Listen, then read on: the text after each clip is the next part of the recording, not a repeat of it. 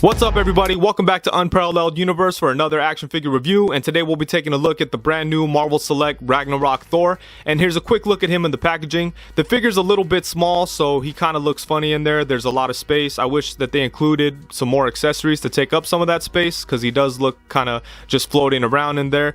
But the figure comes in the standard Marvel Select packaging. It's not collector friendly, so once you open it, it's garbage. And on the side you have a little bit of Thor artwork, but in my opinion it doesn't really look like Chris Hemsworth at all. It just kind of looks like a generic Thor, but it looks okay. And then on the back you have some character artwork and a character description, and then it also tells us that this figure was sculpted by Gentle Giant. And I think the Marvel Select packaging is okay, but it kind of looks funny when the figure's so small and they don't include a lot of accessories. It kind of looks a little awkward. And to me, the Marvel Select packaging is a little bulky, so I never keep it or anything like that. I always open these figures, but I know some people like to kind of display these on their side, and it kind of looks like, you know, like a bookshelf kind of effect. But anyways, let's look at the figure. Now for the articulation, he pretty much has a standard Marvel Select articulation setup, so that means there's no real big surprises, but it does pretty much have what he needs. So his head is able to move side to side. He's got a little bit of tilt to it, but it could only go up to about there. And then it comes down to there, so it's not very much movement there. And then for his torso, he has a mid-torso joint, and then he has a waist swivel. The mid-torso joint could kind of rotate around, it could move to the side, it could twist, but it can't really crunch. And that's unfortunate, but it seems like that's usually the case with Marvel Select figures, which sucks because it seems like it's a pretty easy issue to address. And all you have to do is kind of give it some more room in there, and then you'd be able to get more movement out of it. So I'm not sure why they do that, because that's always a disappointing aspect of Marvel Select figures. But anyways, it can move back to about there. And then he has the waist swivel. And then for his arms, they're not on ball jointed shoulders, but they could still go all the way around. They could come out to the side. He does not have the upper bicep swivel, but he has a single jointed elbow that also has a swivel. And then at his wrist, he has a swivel and a hinge. And mine is a little bit stuck, but it does hinge up and down. And he comes with two sets of hands, and both of them hinge different ways, so that's pretty cool. The sword holding hands hinge like up and down, so you could get him into some cool like sword swinging poses. I like that a lot. And then for his legs, the tunic thing is kind of in the way, so you have to shift it around to get like the most movement out of it. But his legs do go out to the side about that much, and then they kick forward to about there. And they could kick back. Then he has the upper thigh swivel. He has double jointed knees. He does not have a swivel at the lower leg, but his feet are able to go forward to about there. They could come all the way up, and then you have the rocking ankles. So the articulation isn't perfect on this guy, but I think he pretty much has everything he needs. I do wish that he had double jointed elbows. But I don't know what determines what makes them able to put double jointed elbows on a figure, because it kind of seems like sometimes Select does it and sometimes they don't. But in this case they didn't. I do wish that they did have them on there though. But aside from that, I think the articulation is okay. And as I mentioned before, he has two sets of hands. The first pair is a set of gripping hands that he could use to hold on to his swords. And then the second set is a pair of fists. And then he comes with a couple of lightning effects that do look cool, but I'm not sure how to put them on him. I wasn't able to figure out. There's not really anywhere that you could mount them or anything. It's not like you could clip them onto the swords or anything like that. So I think that's kind of interesting, but they do look pretty cool. I'm sure that you could get some pretty cool photos out of these. And it is nice that they included these. Sorry, it's a little hard to see because of my blue background, but they do look cool. They're kind of clear. They have a really nice lightning type of effect to them.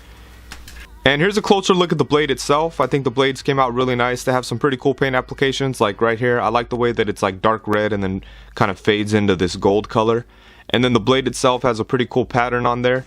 I really like these swords a lot, just the overall design of them. And these ones here are really sturdy. They don't feel like they're going to break or anything.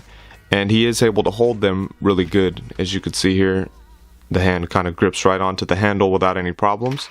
So I do like these swords a lot, and I just like the general design of them from the movie and stuff, so I'm happy with these swords here. And now for some size comparisons. Here he is next to the Marvel Legends Boar and Marvel Legends Ares. And now we have Thor alongside the Mezco Hellboy figure and the Marvel Legends Cable from the Sasquatch Build-A-Figure wave. And here he is with the Marvel Select Comic Book Hawkeye and Marvel Select Agent Venom. And here he is with the Marvel Select Age of Ultron Thor and the Marvel Select Comic Book Thor, which is probably my favorite Thor in all of my collection. I love that figure so much.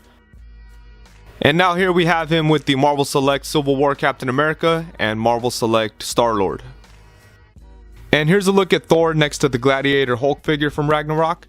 And I think that they scale well, really good together. I think Thor is a really nice size compared to Hulk. I like how much bigger Hulk is than Thor, so I'm very happy with how these two look together. I think they're going to look really nice on the shelf. And for the details on this figure, I think that Gentle Giant did a really nice job. I like all the details on the chest plate here.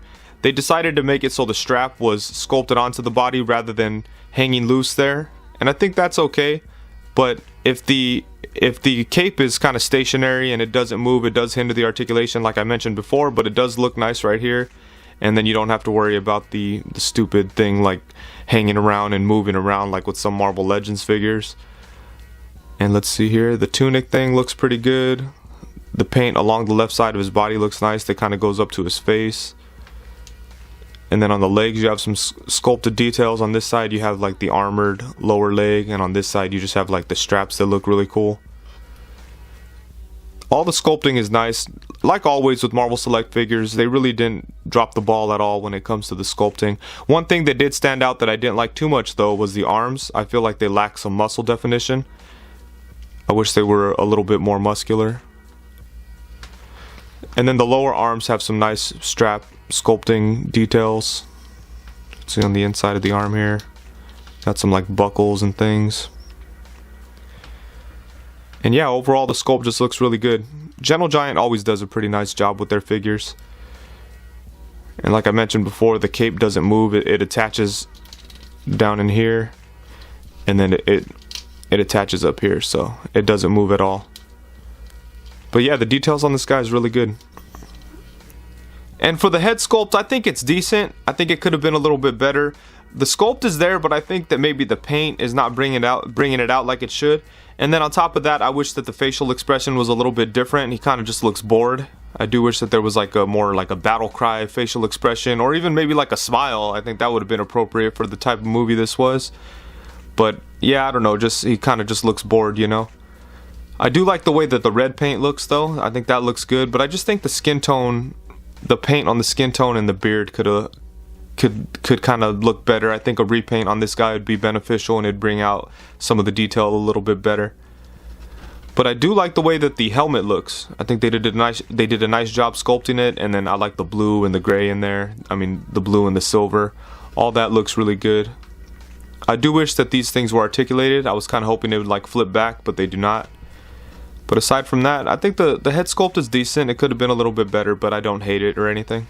So overall, I'm pretty happy with this figure. I think that Marvel Select and Gentle Giant did a really nice job with it, but there are a couple flaws that I'm not happy with, specifically in the torso articulation. I'm always disappointed by Marvel Select's torso work because I just don't get it. Like, there's a cut there. I don't know why they don't make it so it could crunch a little bit more. And it seems like an easy fix. A lot of times we see customizers pop these figures apart and Dremel out the inside and then they're good to go.